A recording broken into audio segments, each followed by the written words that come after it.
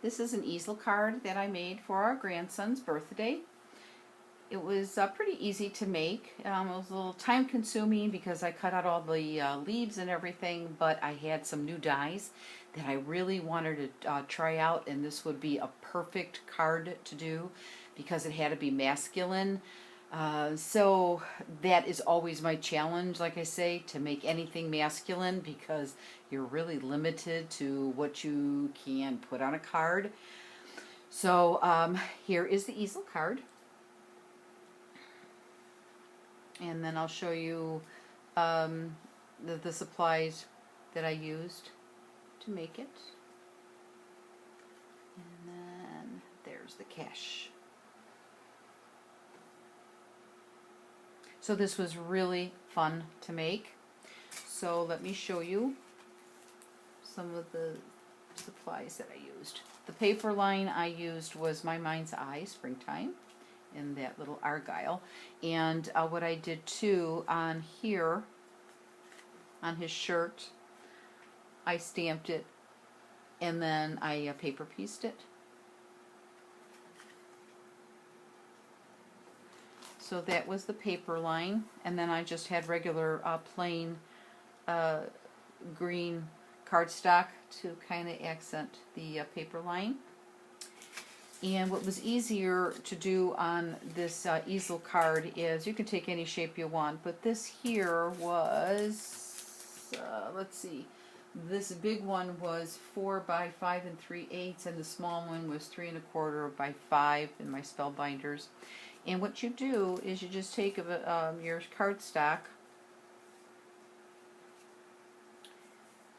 and when you're going to cut it out, you just layer it like this. It's a lot easier than cutting out a card and then cutting out the square and then putting the easel. I think this is a lot easier. And then you just leave a little bit so this is where the card folds. And then after it's cut out, all you do is take it and you fold it. And there's your base for your easel card. See how much easier that is? Then you can go ahead and take your corresponding papers or whatever you want, and you can go ahead and just layer and layer and layer. But what I did, because I knew that I was going to be doing a little bit more embellishing on this, I actually added some chipboard to the back so it's a little bit more sturdy. So that's how, this is how I made the base for the easel card. And then, love these dies. Hopefully there's not too much of a glare. Diamond dies. Here's the picket fence and the tree. So here's the tree. Let's see if you can. And there's the tree there. And then I just used a little bit of the gathered twigs to just kind of just get a little bit of texture, color to the tree. So there's the tree. These are great dies. Here's the diamond dies of the picket fence. And what I do too is naturally when you have extra, you know, if you're going to start cutting this stuff out and you have, oops, sorry, you have it, you might as well cut out a couple of more so you don't have to keep on cutting it out. So since I was going to cut it out, I thought I'd cut out a couple of extra pieces and just keep it with the die so I can grab it really fast. And then here's the grass. I hope it's not too much. And what I did is with the grass, I just layered it behind the fence and then in the front of the fence, and I just used the three-dimensional glue dots to go ahead and give it just a little bit of dimension. Because I'm going to hand deliver this, I'm not going to mail it. So there's the grass. These are great dies and they worked great in my vagabond. That's that. The sentiment that I used was from the Greeting Farm, and it was a special guy. I used that one. And the stamp itself was Cool Edwin.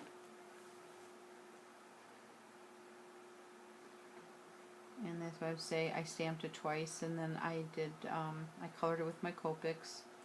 here, and then I use my Prisma color pencils, and I blended it with that baby oil, which I think it turned out really nice. I like the way it blends with the baby oil, that technique with the colored pencils.